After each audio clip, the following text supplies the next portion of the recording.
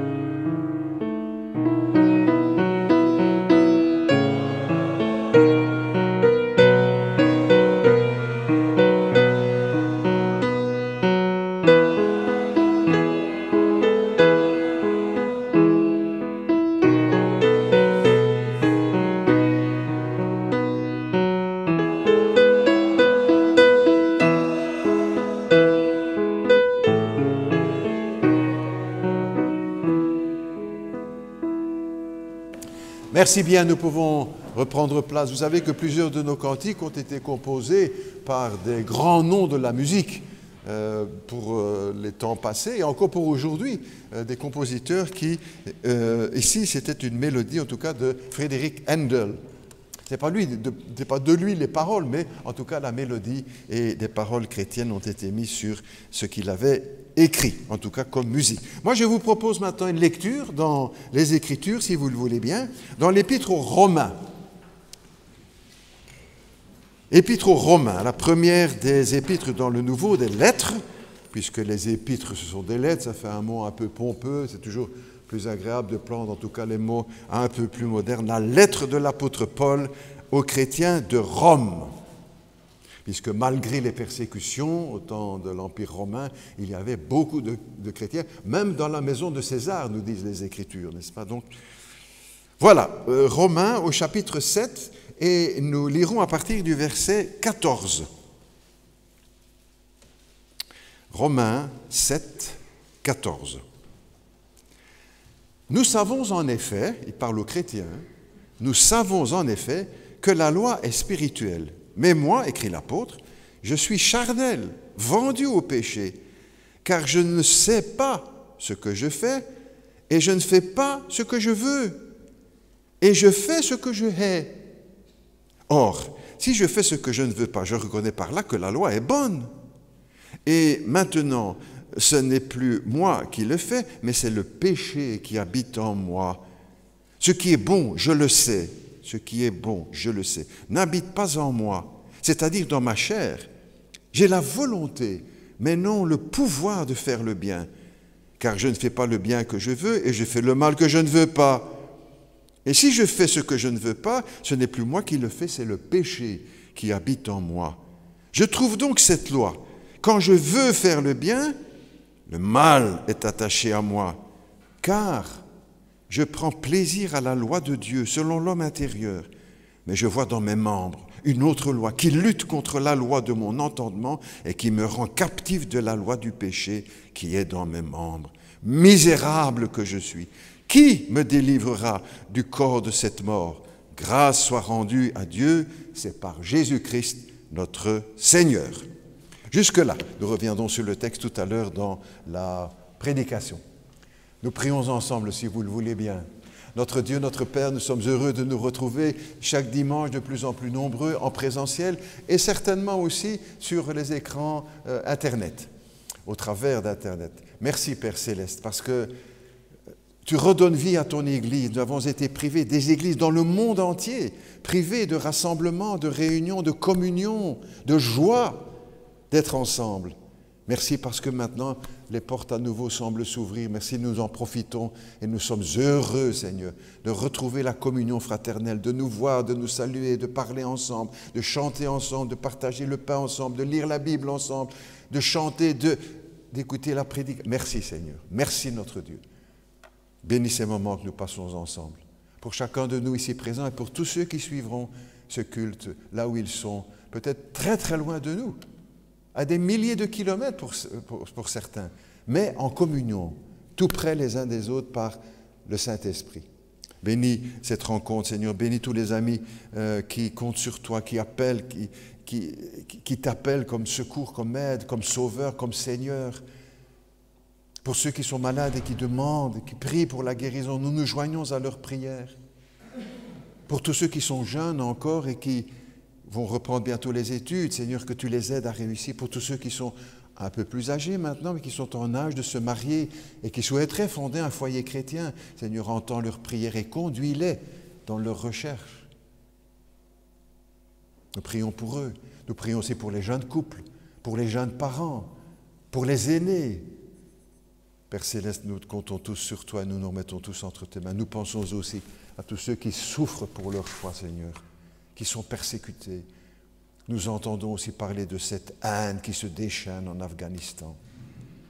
Et pas seulement là, mais dans d'autres lieux du monde. Père Céleste, nous prions pour le prince de la paix, pour qu'il vienne, son retour, pour imposer la paix aux nations. Et ils n'apprendront plus la guerre, comme cela se fait aujourd'hui.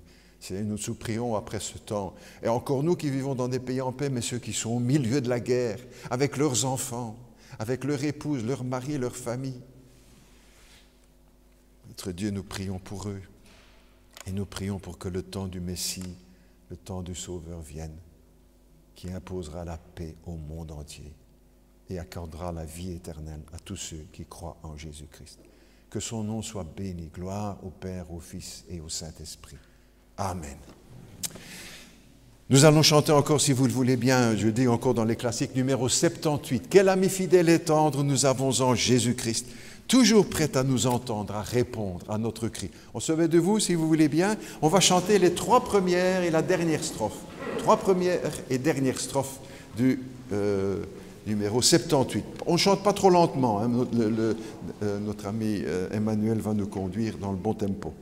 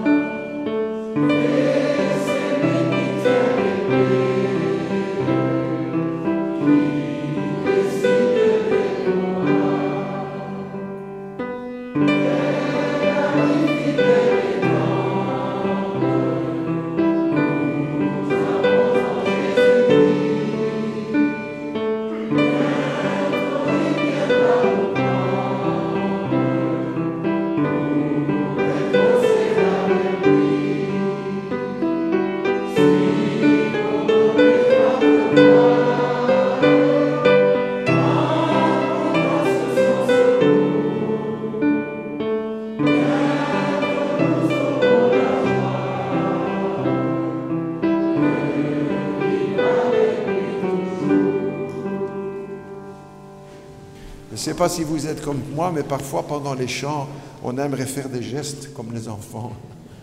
Hein, mon auto Jésus la guide, avec lui je file le fil, mais bon. Ça viendra peut-être un jour. Hein? En tout cas, nous célébrons le Seigneur avec nos chants de tout notre cœur. Nous prions ensemble, si vous le voulez bien maintenant, avant de méditer la parole du Seigneur. Notre Dieu, notre Père, merci pour ta parole. Merci parce que tu nous as fait découvrir ta parole. Merci parce que j'ai pu le faire encore jeune et beaucoup d'entre nous. Et puis d'autres qui viennent un peu plus tard dans la vie, mais qui découvrent ta parole. Merci Père Céleste, parce qu'à tout âge, ta parole est un livre de vie.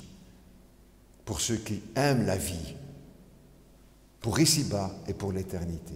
Je te prie que tu m'accordes ton aide ce matin encore pour transmettre cette parole, pour la partager, pour me mettre aussi à l'écoute de cette parole, pour vivre cette parole. Pas seulement pour entendre, être d'accord ou apprécier, mais pour la vivre. Nous nous souvenons que Luther disait « La Bible ne contient pas des paroles à lire, mais des paroles à vivre. » Nous les lisons pour pouvoir les vivre. Et je te demande ton aide, accorde-moi la sagesse d'en haut, l'humilité, la conviction, les forces, le courage, la fidélité, le respect du texte, de la parole de Dieu, et que cette parole puisse être une bénédiction, une richesse pour nous tous, ici présents, des plus jeunes jusqu'aux plus âgés, et pour tous ceux qui suivent ce culte aussi sur Internet. Que ta parole soit bénie dans nos vies et dans le monde entier, au nom de Jésus. Amen. Encore un texte, si vous le voulez bien. 2 Pierre maintenant. Nouveau Testament. Merci à notre musicien, c'est Emmanuel qui jouait. La semaine dernière, c'est David qui devait jouer, David Duchesne, mais il est blessé. Donc, il s'est blessé à la maison. Il dit, mais c'est au genou. Oui, mais on joue aussi avec les pédales. Et puis, il doit prendre des béquilles. Mais il va se rétablir rapidement. Nous prions pour ça en tout cas. Merci bien. Nous voilà, nous prenons dans 2 Pierre, presque à la fin de la Bible, 2 Pierre au chapitre 3. 2 Pierre, donc c'est la deuxième lettre de l'apôtre Pierre, au chapitre 3, à partir du verset 1er. 2 Pierre, chapitre 3, et à partir du verset 1er. Voilà ce que l'apôtre a écrit, conduit par le Saint-Esprit. Voici déjà, bien-aimés, la seconde lettre que je vous écris.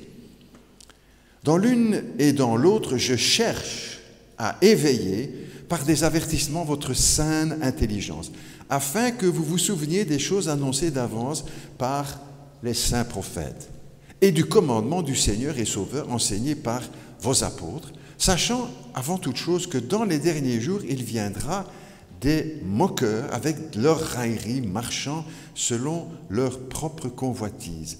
Sachant, dit l'apôtre, sachant que. Et la suite, leur convoitise, verset 4. Et disant, où est la promesse de son avènement, du retour de Jésus-Christ? Où est la promesse de son avènement? Car depuis que les pères sont morts, tout demeure comme dès le commencement de la création. Ils veulent ignorer, ils ne veulent pas savoir. Ils veulent ignorer, en effet, que des cieux existèrent autrefois par la parole de Dieu, de même qu'une terre tirée de l'eau est formée au moyen de l'eau, et que par ces choses, le monde d'alors périt submergé par l'eau, tandis que, par la même parole, les cieux et la terre d'à présent sont gardés et réservés pour le feu, pour le jour du jugement et de la ruine des hommes impies. Mais il est une chose, bien-aimés, que vous ne devez pas ignorer, que vous devez savoir, que vous ne devez pas ignorer. C'est que devant le Seigneur, un jour est comme 1000 ans, et 1000 ans sont comme un jour. Le Seigneur ne tarde pas dans l'accomplissement de la promesse, comme quelques-uns le croient, mais il use de patience envers nous, ne voulant qu'aucun périsse, mais voulant que tous arrivent à la repentance. Le jour du Seigneur viendra comme un voleur. En ce jour, les cieux passeront avec fracas, les événements embrasés se dissoudront, la terre avec ses œuvres, les œuvres qu'elle renferme, sera consumée. Jusque-là, notre texte, si vous le voulez bien. Je vous propose, pour ce dimanche matin, de nous arrêter sur 2 verbes que l'on trouve abondamment dans les Écritures et qui sont au cœur aussi de la foi chrétienne. Le verbe croire et le verbe savoir. Le verbe croire, tout le monde y marche, on dit, ben oui, bien sûr, on sait qu'il faut croire. Le verbe savoir, beaucoup moins. Et pourtant, il est en abondance dans les textes sacrés. Croire, bien sûr, vous avez une multitude de textes, j'en prends quelques-uns. Crois au Seigneur Jésus et tu seras sauvé. Jésus leur dit, croyez en Dieu, croyez en moi. On peut chaque fois aussi, pendant toute cette énumération courte, nous dire, mais est-ce que moi je suis là dans ce cas-là? Crois au Seigneur Jésus et croyez en moi et croyez en Dieu, dit. Vous avez beaucoup de personnes qui croient en Dieu, mais qui ne croient pas en Jésus. Jésus a dit encore à Marie, la sœur de Lazare, « Je suis la résurrection et la vie. Quiconque croit en moi vivra quand même, il serait mort. Et quiconque vit et croit en moi ne mourra jamais. Crois-tu cela ?» a-t-il demandé à Marie. et sa sœur Marthe. Jésus encore a dit, celui qui croit en moi a la vie éternelle. Celui qui croit en moi a la vie éternelle. Jésus a dit, si vous ne croyez pas ce que je vous dis quand je parle des choses terrestres, comment croirez-vous quand je vous parlerai des choses célestes? Jésus a dit encore, croyez en la lumière. Croyez en la lumière. Les apôtres ont prêché, repentez-vous et croyez. Ou encore dans le psaume 119, le psalmiste disait, je crois à tes commandements. Je crois à tes commandements. Il a plu à Dieu, nous dit l'Écriture, il a plu à Dieu de sauver les croyants par la foi. Il a plu à Dieu de sauver ceux qui croient. Et puis le verbe savoir aussi, qu'on trouve bien sûr. Vous pensez aussi avec moi, hein? Parce que quand je prépare, je pense aussi, ah, celui-là, à ce verbe-là, à ce... Je sais en qui j'ai cru, dira l'apôtre Paul. Je n'ai pas cru n'importe quoi. Nous ne croyons pas n'importe quoi. Et nous pouvons dire aussi, je sais en qui je crois. Il y a beaucoup de gens qui croient, mais qui ne savent pas ce qu'ils croient. Je sais en qui j'ai cru, dira l'apôtre. Et nous pouvons dire, je sais. Pas j'espère, je sais. Ou encore, Job, cet éclair de lumière. Je sais que mon Rédempteur est vivant et qu'il se lèvera le dernier. Mes yeux le verront, non pas ceux d'un autre. Mes yeux, je languis après ce moment, dit-il. Je sais que mon Rédempteur, tu le crois? Nous le croyons? Je sais, ce n'est pas seulement le croire. Nous savons que Jésus est le sauveur du monde. C'est les Samaritains, quand ils vont, après avoir entendu la Samaritaine dire, il m'a expliqué ceci, maintenant on sait que c'est le sauveur du monde. Nous savons que c'est le sauveur du monde. Encore, nous savons que nous sommes passés de la mort à la vie. En général, les gens disent, bah oui, on passe de la mort, de la vie à la mort. Le chrétien est autrement. Nous savons que nous sommes passés de la mort à la vie. L'apôtre écrira encore, vous savez en quel temps nous vivons. Beaucoup de gens ne se rendent pas compte. Ah oui, aujourd'hui, oh, que ça va mal, tout le monde un petit peu dit la même chose, ça va mal, il n'y a plus rien qui va. Mais le chrétien sait aussi, dans une autre dimension, nous savons en quel temps nous sommes. Nous savons aussi que Jésus est venu pour ôter le péché. Je le sais, ou simplement je le crois. Ou encore, quand l'apôtre écrira, vous savez que ce n'est pas par des choses, vous savez que ce n'est pas par des choses périssables que nous avons été rachetés, mais par le sang précieux de Jésus-Christ comme d'un agneau sans défaut. Je sais, verbe avoir, verbe savoir et verbe croire. Le chrétien, ce n'est pas seulement quelqu'un qui croit, parce qu'en général aussi dans notre société, pas seulement dans notre société aujourd'hui, le verbe croire, c'est un petit peu flou. Il y a un petit peu tout là-dedans. Ben, je crois, oui. T'as mis du sucre dans mon café? Ben, je crois. J'avais dit, ben, je ne suis pas trop sûr.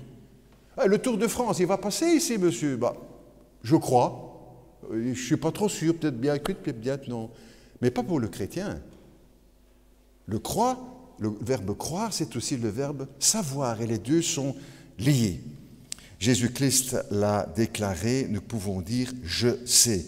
Le chrétien, il ne sait pas tout. Il ne faut jamais être au-delà de nos limites. Ce n'est pas parce que beaucoup de fois dans l'Écriture, la Bible nous dit « je sais », nous savons, tu sais, que nous savons tout. Il n'y a que Dieu qui sait tout. Hein. Mais il y a beaucoup de choses que nous savons et que d'autres ne savent pas, qui ne veulent pas venir à la foi. En quelque sorte, je sais pourquoi nous pouvons dire ça, parce que Jésus l'a dit. Mais pourquoi est-ce que tu sais ça et que tu sais sûr de toi? Parce que c'est Jésus qui l'a dit. Ah, ça, c'est l'argument massue de notre foi. Pourquoi tu crois ça? Pourquoi tu sais ça? Parce que Jésus l'a dit? Ou parce que les prophètes ou les apôtres l'ont dit, conduits par le Saint-Esprit? C'est ça notre réponse.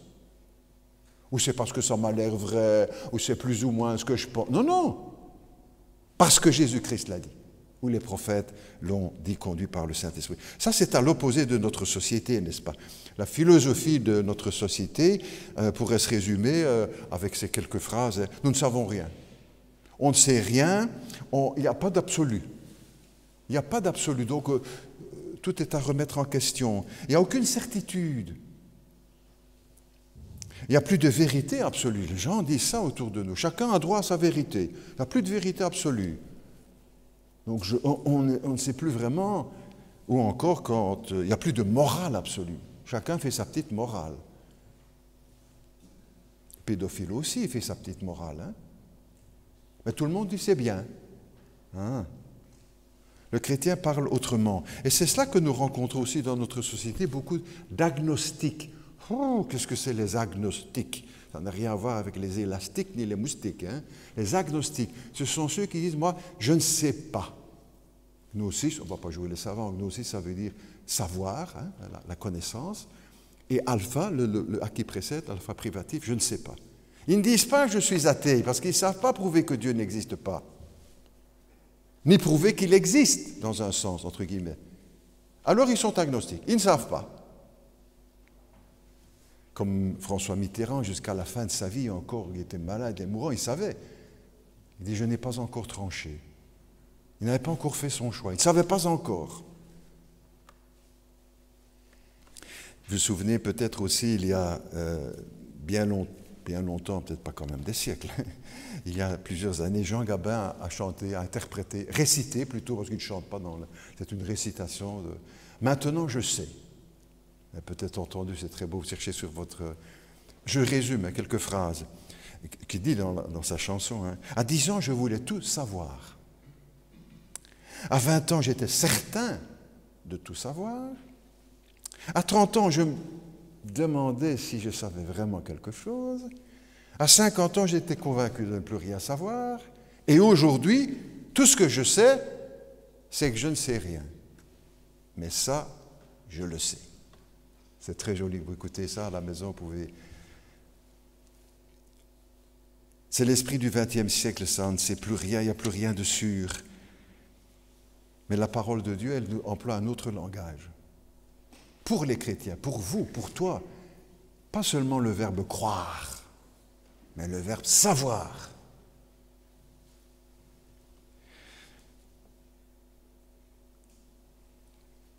Dieu veut que nous sachions. C'est pour ça que nous avons dans l'Écriture aussi ces répétitions d'exhortation à ne pas ignorer, pas savoir, mais à savoir.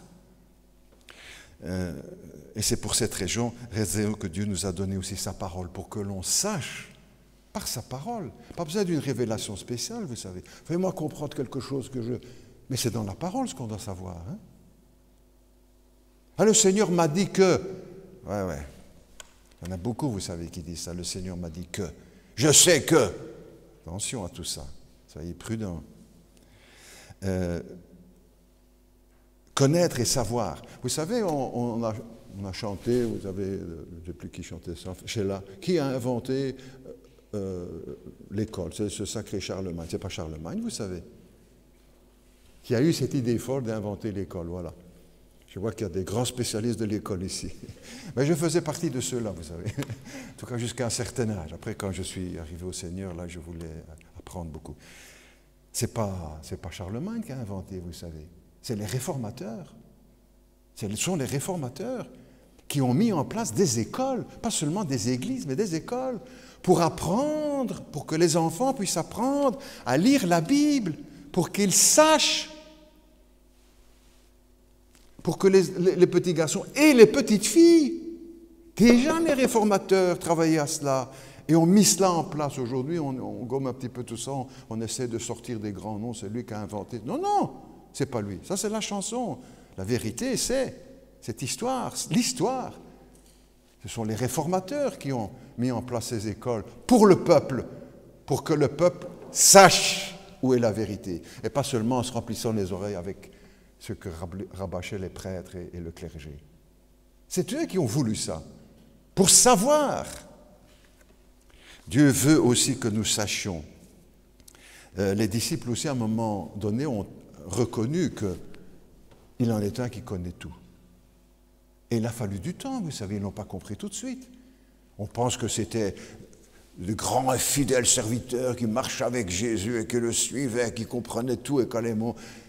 ce n'est pas tout à fait le cas. Et quand on lit bien les Écritures, À un moment donné, Jean 16, donc c'est déjà loin dans les évangiles, les disciples diront maintenant, au sujet de Jésus, maintenant, nous savons que tu sais toutes choses.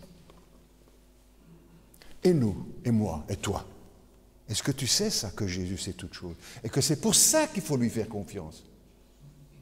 Et qu'on n'écoute pas d'autres qui disent ceci, ceci, et qui ne savent rien. En tout cas, qui ne savent pas plus que toi ni moi. Mais à Jésus, on peut venir. Nous savons que tu sais toutes choses. Et c'est à lui que nous venons, nous chrétiens. Dans le psaume 139 aussi, ces magnifiques paroles du psaume 139. Tu sais quand je m'assieds, quand je me lève, quand je marche, quand je me couche. Tu connais entièrement, avant qu'elle soit sur mes lèvres. Il sait. Dieu sait toutes choses. Le Dieu de la Bible sait, et il veut que nous sachions aussi, en tout cas, certaines choses. Il ne veut pas nous garder dans l'ignorance, dans la bêtise.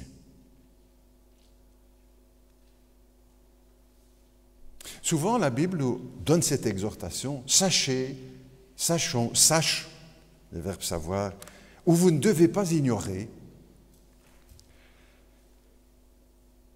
Que savons-nous? Quelques exemples dans l'Écriture, et on prendra peut-être ça aussi dans les prochains dimanches, parce qu'il y a beaucoup de « nous savons ». Qu'est-ce qu'on sait? J'ai retenu au premier, qu'est-ce que nous savons? Ce qui est bon n'est pas en moi. C'est ce que l'apôtre Paul écrira dans un passage chaud, hein? L'apôtre Paul, qui dit « J'ai envie, je veux faire le bien, mais je n'ai pas la force et je fais le mal. Que je ne veux pas, le bien que je voudrais, je ne le... » Quand même pas n'importe qui, l'apôtre Paul. Hein?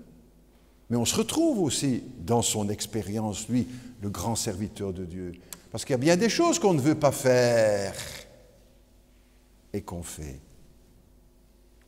Je sais, dit-il, qu'en moi, dans ma chair, le bien n'habite pas. Vous savez que ça, c'est un des premiers pas vers l'Évangile, vers Jésus-Christ. Parce qu'en général, on a tous une très bonne opinion de nous-mêmes. Hein. Même si on sait qu'on fait des choses de travers, on a quand même en général une opinion, une bonne opinion. Des millions de Belges, et pas seulement des Belges, mais on est en Belgique, croient qu'ils sont bons, vous savez. Croient qu'ils sont bons, et ce qu'il y a en eux, c'est que du bon. Hein. Des millions de Belges. Et un des premiers pas vers la foi, vers Jésus-Christ, c'est de reconnaître qu'il n'y a pas que du bon en nous. Hein. L'apôtre l'a reconnu aussi en venant à la foi, malgré qu'il pratiquait avant sa conversion une religion avec beaucoup de sérieux.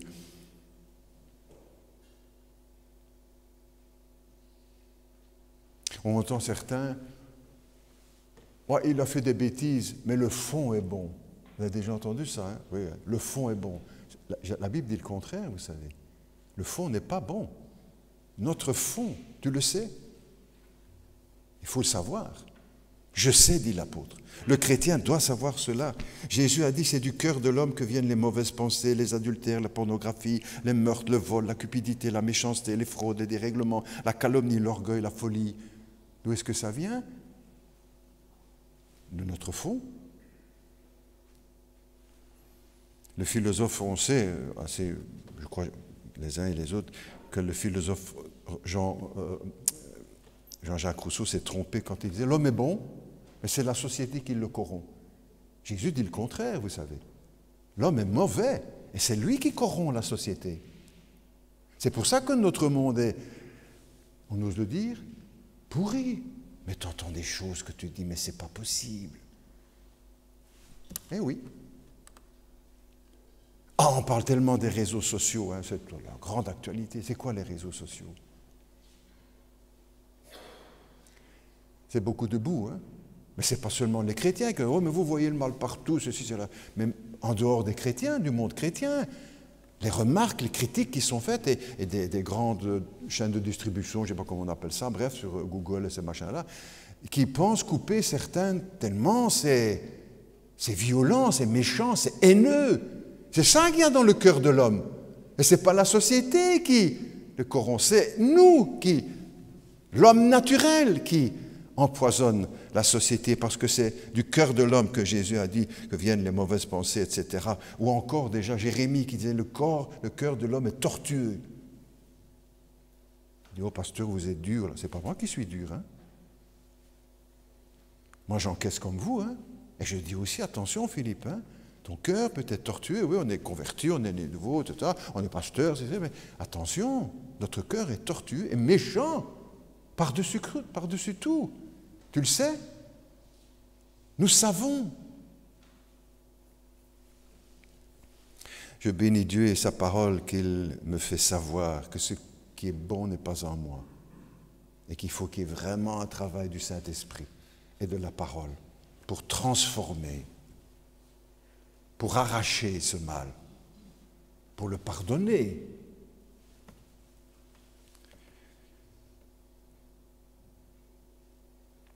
Un homme qui n'a pas cette connaissance que le mal est en lui et que le bien n'est pas en lui, naturellement, je veux dire, ne comprendra jamais la vie de ses enfants. Un homme qui n'a pas cette connaissance de savoir qu'il y aura des problèmes conjugaux, parce qu'il ne dira jamais c'est de moi, c'est de ma faute. Non, non, c'est ta faute. Hein. Tandis qu'une fois que l'œuvre de Dieu se fait, on s'est dit, ah, oui, c'est le mal qui est en moi. Ah, cette parole qu'on voudrait regretter, ou cette phrase qu'on a dit qui a blessé le conjoint. Si un homme n'a pas cette connaissance de savoir que le bien n'est pas en nous, ne comprendra rien aux problèmes économiques, aux problèmes des conflits internationaux, à Julie et Mélissa, tous ces drames qui ont frappé, ou aujourd'hui encore, hein, la menace nucléaire, l'horreur du terrorisme, les problèmes du chômage, de pollution, etc.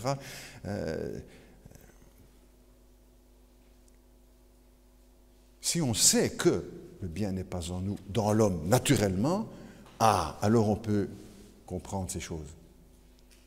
Pas les approuver, hein, mais les comprendre. On dira, c'est pour ça que ça se passe comme ça. Ben oui.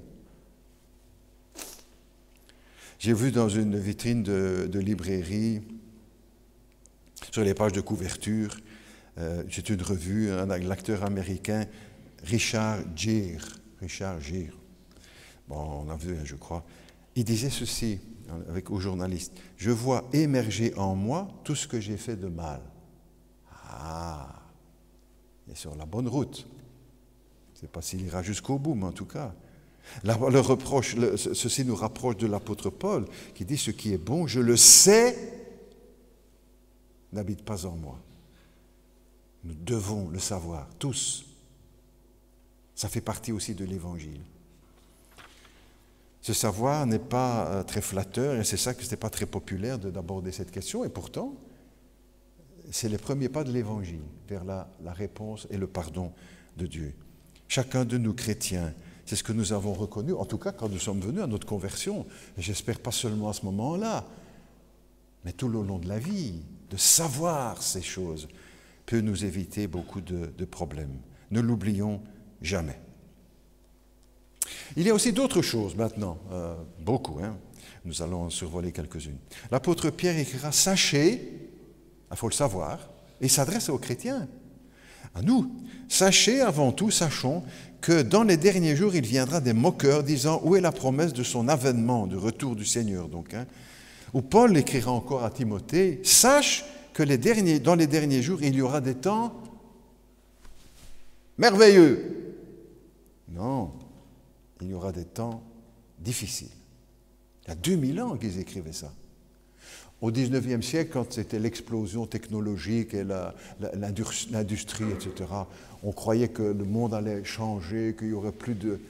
C'est un petit peu comme Pagnol, là, le papa, il raconte sa propre histoire, qu'il était instituteur, et il explique devant ses enfants que le XXe siècle va être formidable, que ceci, que cela. Et puis qu'est-ce qu'on a ramassé? Les 2 guerres les plus meurtrières au monde. Ah, tout allait aller bien. Sache que dans les derniers temps, il faut le savoir, sache que dans les derniers temps, il y aura des jours, il y aura des temps difficiles. Que faut-il savoir? 1, qu'il y aura un dernier jour. Tu le sais, nous le savons. Sachons que dans les derniers temps, il y aura un dernier jour. que le monde avance. Il y a un commencement et il y aura une fin. Il faut le savoir. La Bible nous le dit, la Bible nous en parle. Dans les religions orientales, leur système est un système cyclique. On n'avance pas, on tourne en rond. Et tout recommence sans cesse. Et ce qui explique aussi avec l'explication de la réincarnation. Comme ça, on tourne, on se transforme et on recommence. Et voilà. La Bible ne parle pas comme cela. Hein. On ne tourne pas en rond. On avance vers la fin, vers le retour de Jésus-Christ, vers le jugement dernier. La route avance. La Bible nous trace les lignes des derniers temps, de l'histoire, comme un vecteur. Ce n'est pas un cercle, c'est une ligne, une flèche qui part d'un point et qui va vers un autre point. Ça, c'est l'enseignement de la Bible. Sachons qu'il y aura un dernier jour.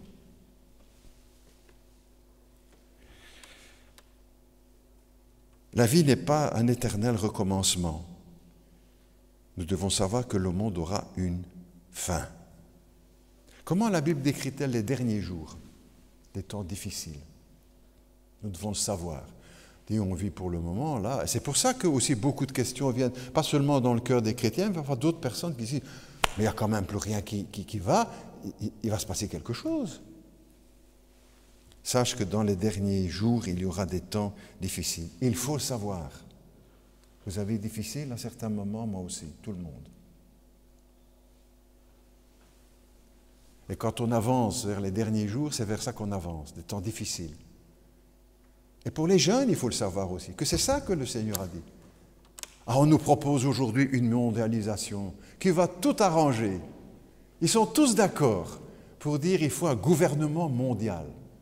Les plus grands intellectuels, Jacques Attali a écrit un livre là-dessus, et il rassemble toutes les organisations qui sont déjà internationales, mondiales. Ah, il faut un gouvernement mondial et tout va aller mieux.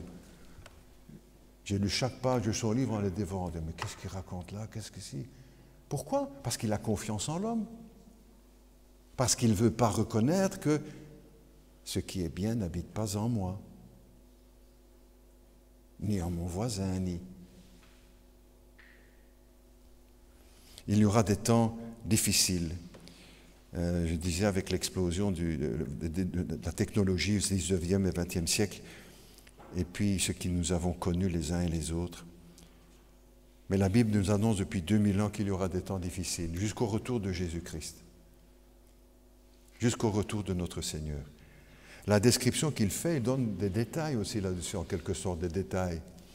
Il colle un petit peu avec chaque génération qui avance, et un peu plus chaque fois.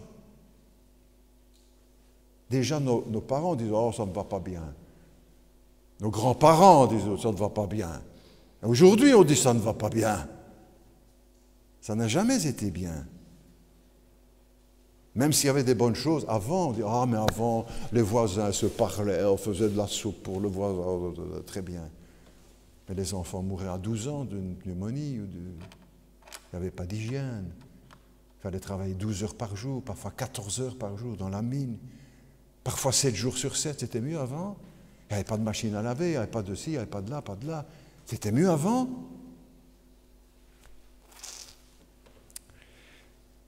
Les descriptions qu'il fait des temps de la fin sont des temps difficiles. Il dit « Les hommes seront blasphémateurs, amis de l'argent ».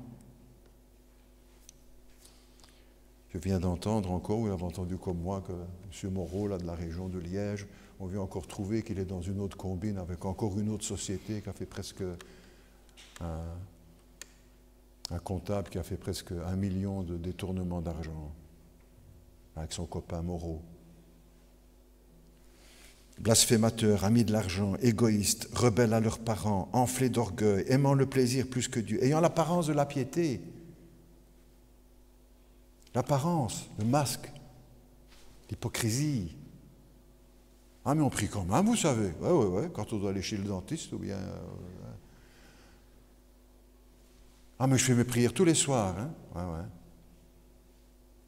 L'apparence de la piété, mais qui ont renié ce qui en fait la force. Qu'est-ce qui fait la force de la piété, de la foi? Mais c'est le Christ, et non pas le Christ. une religion, des rites, des habitudes.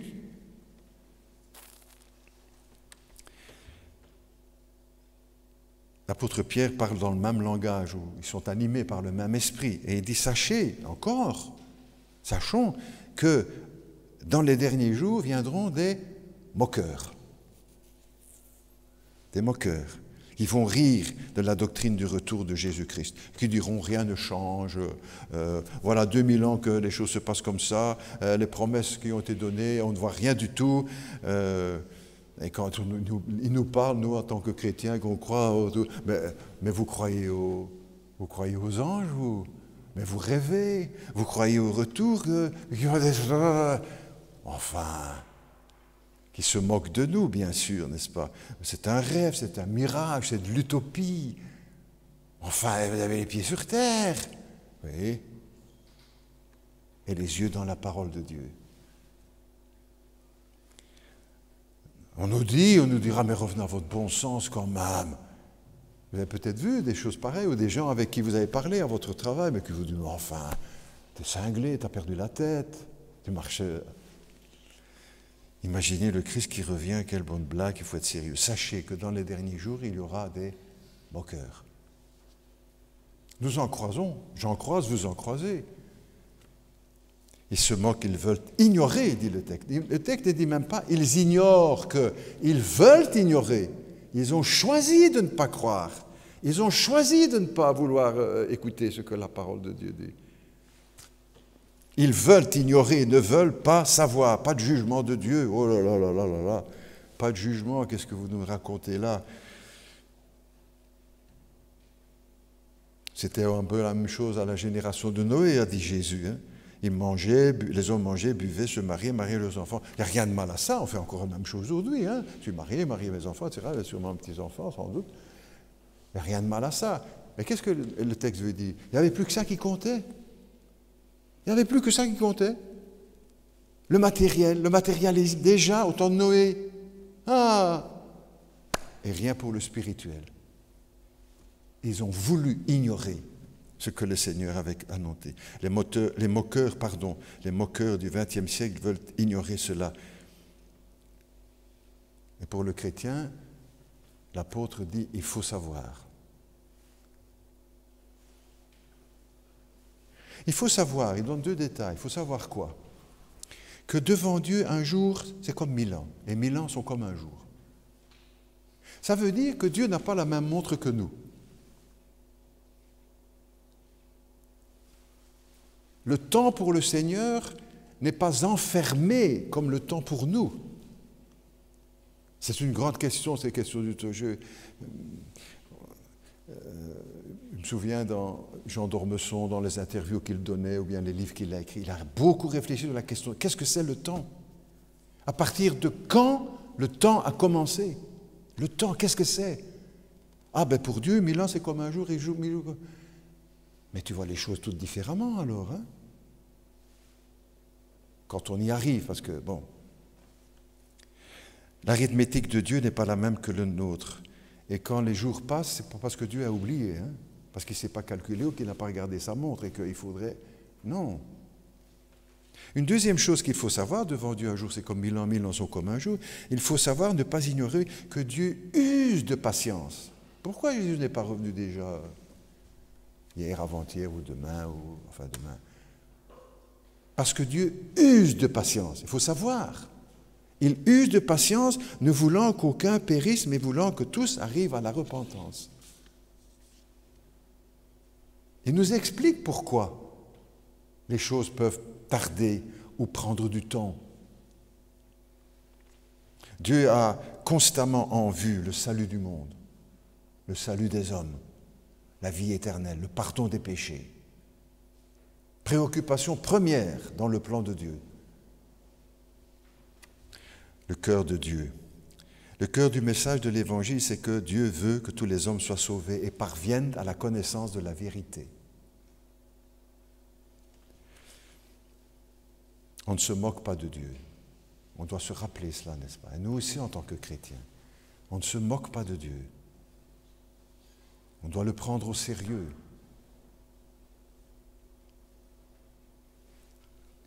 Le chrétien croit et il sait, je termine. Il sait, nous devons savoir que le bien n'habite pas en nous naturellement. Qu'on doit toujours être aux aguets dans notre vie. Ah, on est chrétien, on marche, on a confiance, le Saint-Esprit est Dieu. Oui. Il faut faire attention et se rappeler que le bien n'habite pas en nous. Qu'il faut que ce sera toujours un combat. Dites, est-ce que c'est normal, pasteur, que je dois bagarrer ainsi pour... Mais normal. Quand il n'y a plus de bagarre, ça devient normal. Mais dans notre cœur, cette bagarre, comme l'apôtre Paul, qui dit, je veux faire le bien, et le mal est attaché à moi.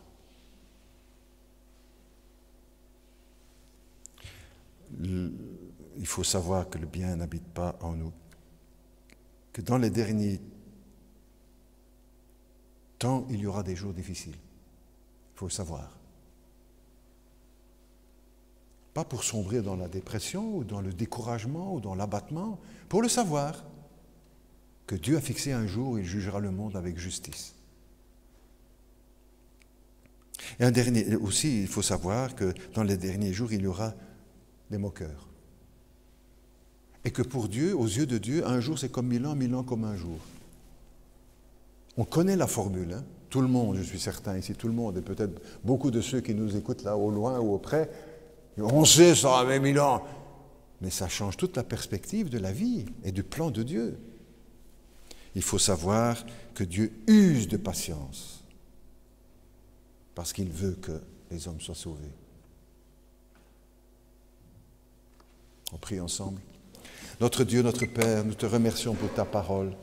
Nous te remercions parce qu'elle nous a conduits à Jésus-Christ, par ton esprit.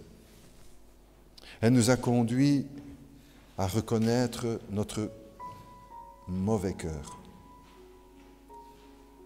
que nous sommes pécheurs et que nous avons besoin d'un sauveur.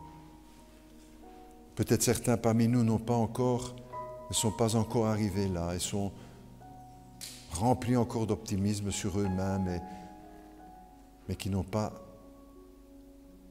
savent pas qu'il y a en nous le mal qui nous pousse à faire le mal.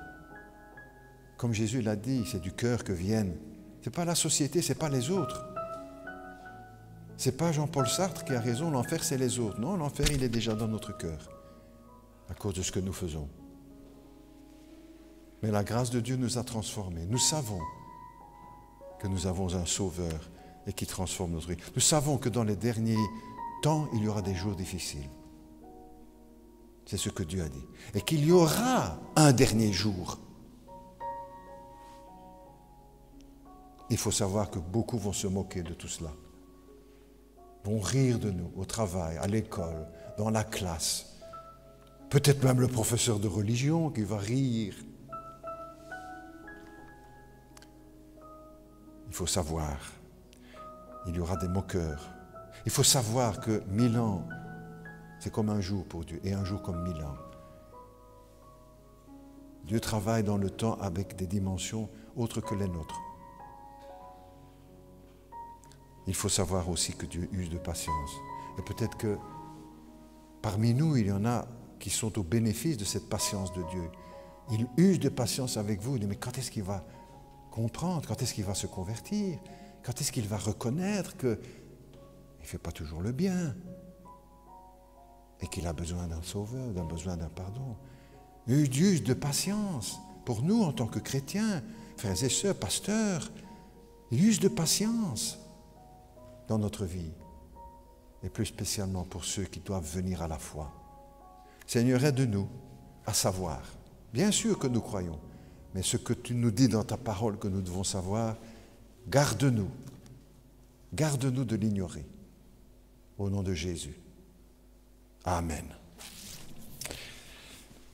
Je vous propose un chant maintenant aussi dans les ailes de la foi. Le numéro qui rejoint « Je ne sais pourquoi dans sa grâce Dieu, mais je sais qu'en lui j'ai la vie. Il m'a sauvé. » Le numéro 270. « Je ne sais pourquoi dans sa grâce Jésus m'a tant aimé. Pourquoi par son sang il efface ma dette, mon péché. Mais je sais qu'en lui j'ai la vie. Alors, numéro 270, je vous propose qu'on se mette debout. Voilà, et les paroles sont déjà à l'écran. Et vous aussi à la maison, si vous avez le recueil ou bien si vous avez les paroles à l'écran, vous pouvez chanter aussi chez vous. Peut-être tout seul, hein, c'est pas grave, on est avec vous. On y va avec notre musicien, avec Emmanuel.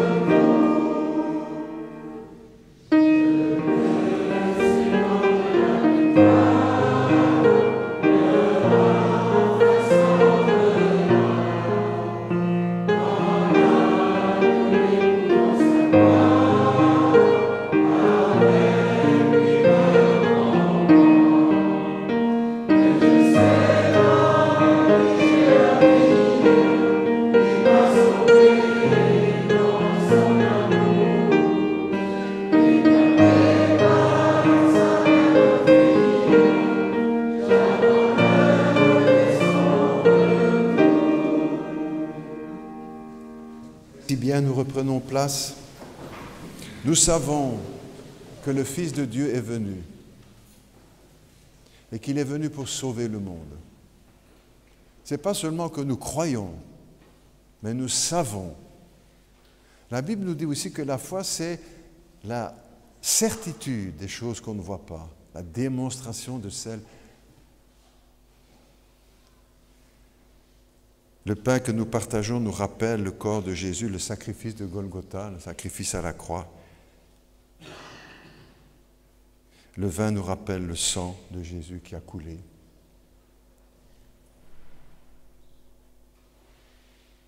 C'est précieux ce que nous rappelons et ce que nous partageons pendant ce moment de communion. Le culte, ce n'est pas seulement la prédication, c'est aussi le moment de Saint-Saint, nous nous approchons de la croix en esprit, là où Jésus a payé pour nous nos péchés. Nous prions ensemble avant de prendre le pain et le vin. Notre Dieu, notre Père, merci pour ton sacrifice à Golgotha. Nous n'oublions pas les souffrances, la couronne d'épines, la flagellation, l'humiliation, les coups par des gens de mauvaise vie que tu connaissais et qui te frappaient, qui t'humiliaient, qui t'abaissaient, qui te crucifiaient, qui crachaient sur toi. Père Céleste, merci pour l'amour de Jésus-Christ, sa fidélité. Merci parce que nous savons qu'il a accepté toutes ces choses pour nous. pour le pardon de nos péchés. Merci parce que ces souffrances ont été suivies de la gloire, de la résurrection et de l'ascension. Et un jour aussi de la gloire de son retour. Bénis notre communion, Père Céleste, ce matin, les uns et les autres. Et pour tous ceux qui sont chez eux aussi, qui peut-être l'avont partagé avec leur épouse, leurs enfants, ou le pain et le vin, ou tout seuls, mais qui sont en communion avec toi et avec nous, tous ensemble, avec l'Église universelle. Te prions par Jésus, le Seigneur, le Sauveur, celui qui sait toutes choses de nous. Amen. Nous partageons le pain et le vin. Les frères et sœurs qui participent voudront bien se lever. Et je demanderai aussi à Sacha s'il veut bien nous accompagner, à Durand aussi s'il veut bien venir pour le service à la table. Si André veut bien venir également. Merci. Si Fabien, tu veux bien nous accompagner aussi. Le pain que nous partageons nous rappelle le corps de Jésus. Il n'y a rien de magique, il n'y a pas de miracle, il n'y a pas de... Le pain reste du pain, comme le soir où Jésus a partagé le repas avec ses disciples. Prenez, dit Jésus, et mangez. Ceci est mon corps qui est rompu pour vous. Faites ceci en mémoire de moi. En effet, chaque fois que nous mangeons ce pain et que nous buvons de cette coupe, nous annonçons la mort du Seigneur jusqu'à ce qu'il vienne. C'est pourquoi celui qui prendra le pain ou le vin indignement sera coupable envers le sang de Jésus-Christ. Que chacun donc s'éprouve soi-même et qu'ainsi il mange du pain et boive de la coupe. Prenez, dit Jésus, et mangez.